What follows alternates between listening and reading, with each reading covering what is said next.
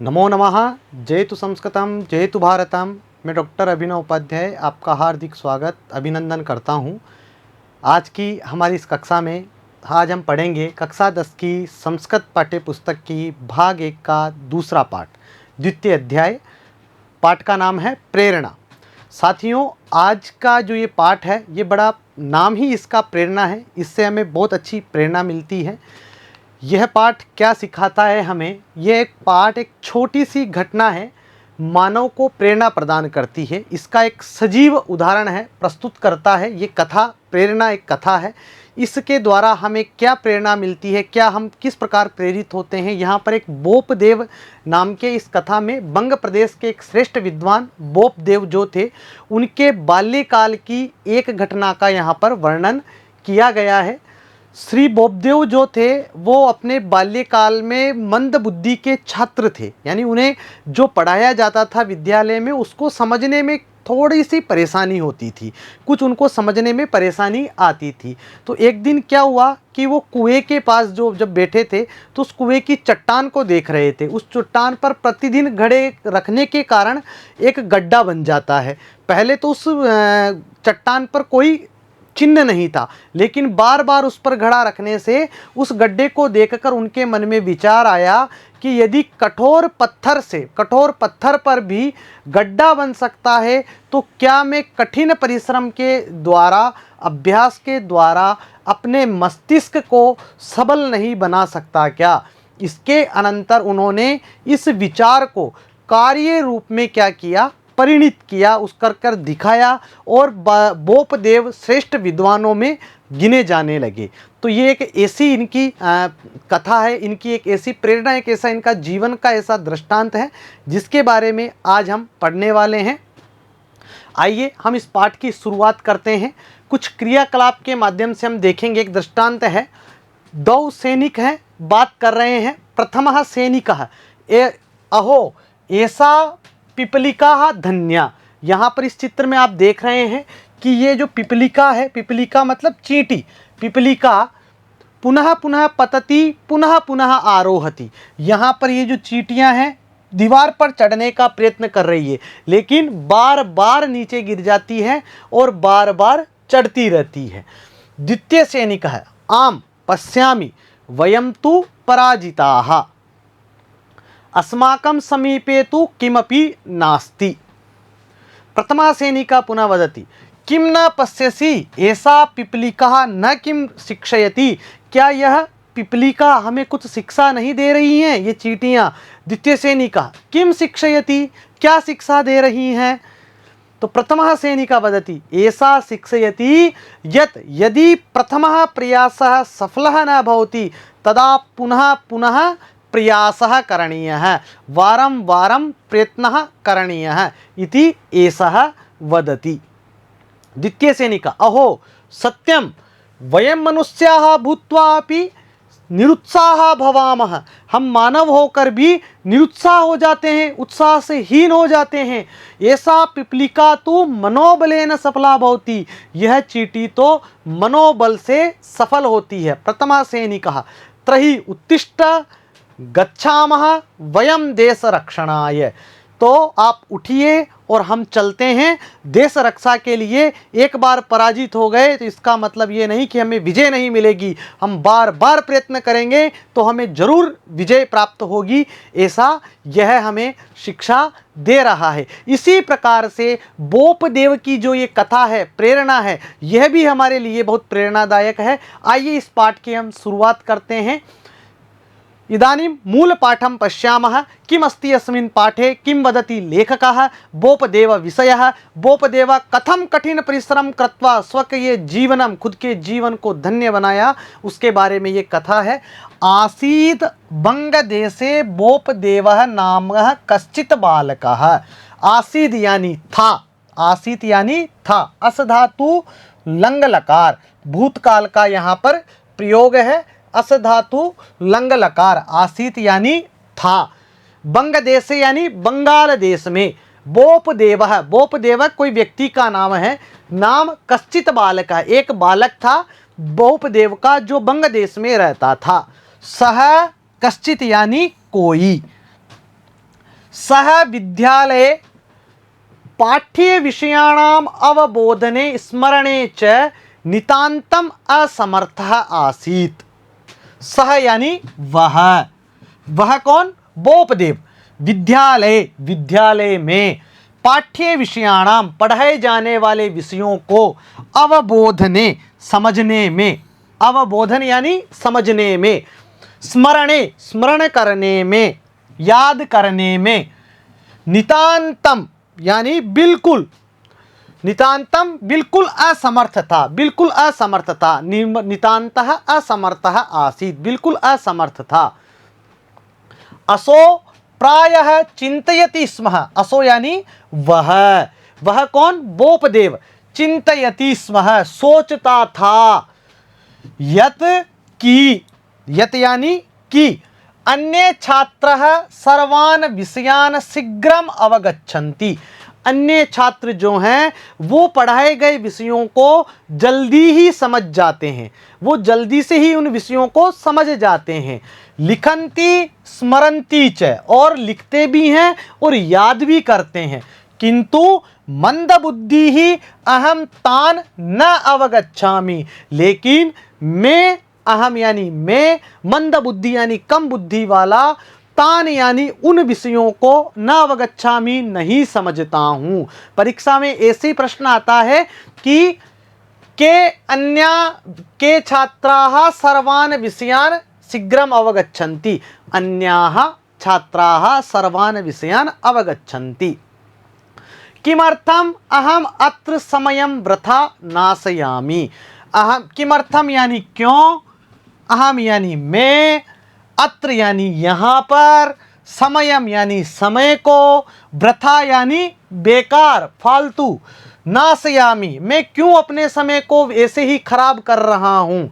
देखिए असो यानी वह, अवगच्छामी समझते हैं, अवगच्छामी समझता हूँ, मम मेरे, वृथा बेकार, शीघ्रम जल्दी, मंदबुद्धि कम बुद्धि वाला, कम अक्ल वाला, नूनम अवश्यम, किमर्थम क्यों, किस लिए, अत्र यहाँ। ये इस पाठ के शब्दार्थ थे। ठीक है, आगे हम इसके बारे में और जानेंगे। अत्र किम वदति का मंदबुद्धि बालकः बोपदेवः स्वयं के बारे में सोचता है कि कक्षा के अन्य जो छात्र हैं वो तो पढ़ाए गए विषयों को जल्दी समझ लेते हैं, लेकिन मैं मंदबुद्धि वाला हूँ, मैं इन विषयों को समझ ही नहीं पा रहा हूँ। इसके पीछे क्या कारण है? तो एकदा सह परीक्षायां सफलः न अभवत्, एक बार वो परीक्षा में सफल नहीं हुआ। विद्यालयात् च बहिर्निर्गच्छत्, विद्यालय से बाहर कर दिया। एकदा यानी एक बार, सह यानी वह, परीक्षायाम यानी परीक्षा में, सफलः यानी सफल, न अभवत् सफल नहीं हुआ। विद्यालयात् विद्यालय से, बहिर्निर्गच्छत् विद्यालय से चला गया, विद्यालय से निकाल दिया गया। मार्ग में एकः कूपः आसीत्, मार्ग में एक कूप था, कूप यानी कुआं। कूप समीपे एकः विशालः शिलाखंडः आसीत्, कूप समीपे कुएं के पास में, एकः विशालः शिलाखंडः एक बड़ा शिलाखंड, एक बड़ा पत्थर कहाँ पर था? कुएं के पास में था।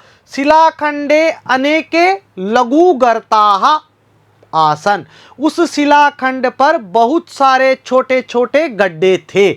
ठीक है, आगे हम देखेंगे, शब्दार्थ देखेंगे। एकदा एक बार, बहि बाहर, निर्गच्छत निकाला चला गया, कूपः कुआं, लघु छोटे, शिलाखंडः पत्थर की चट्टान पर।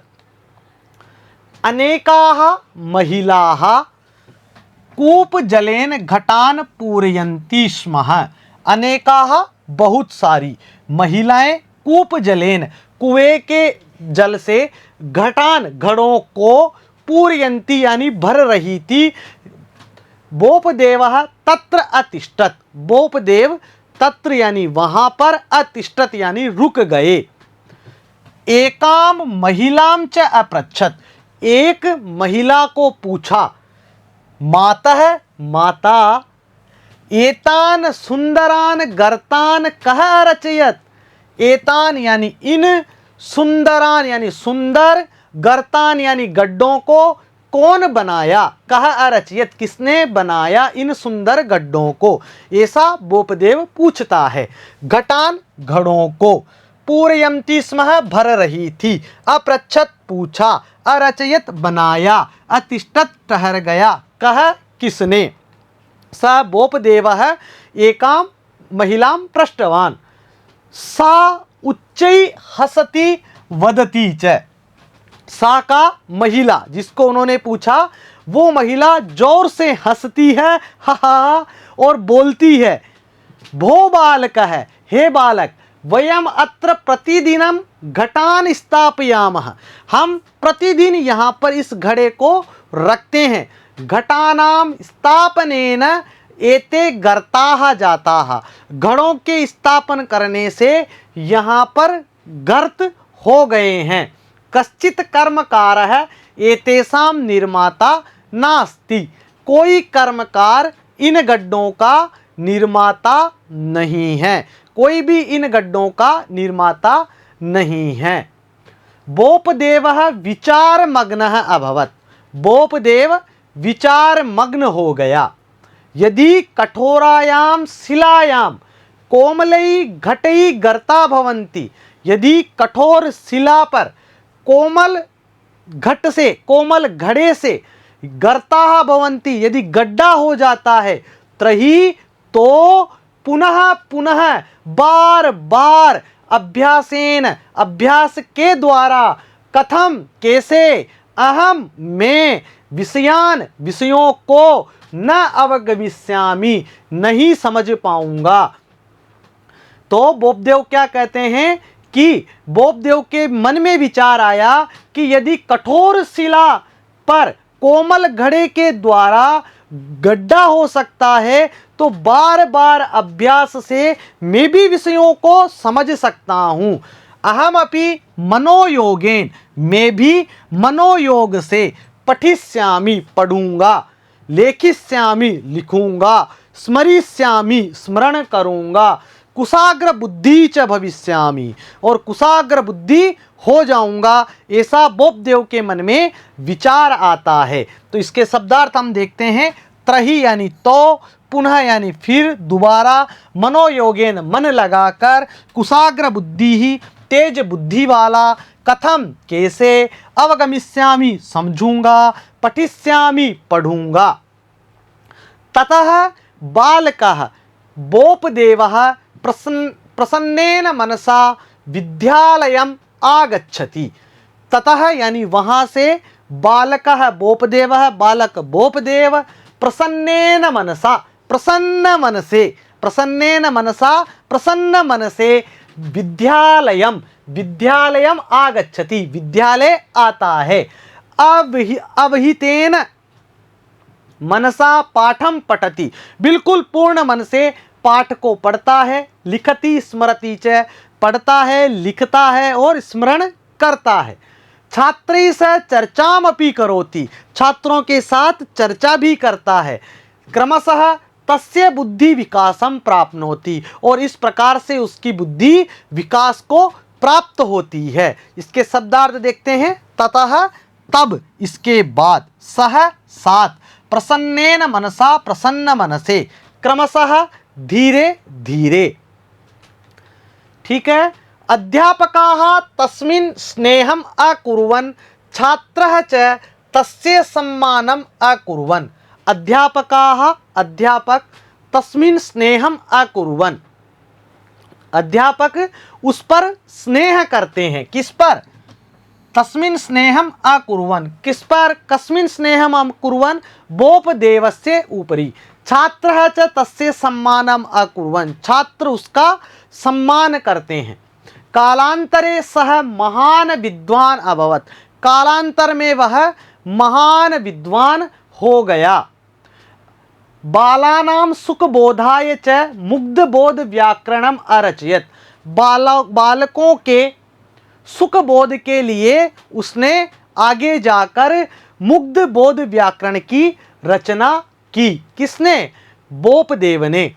ठीक है, तो इसके शब्दार्थ देखते हैं। एवं इस प्रकार, तस्मिन उसमें, उस पर, तस्य उसका, अकुर्वन् करने वाला, कालांतरे समय बीतने पर, सुख बोधाय आसानी से समझने के लिए, अरचयत बनाया।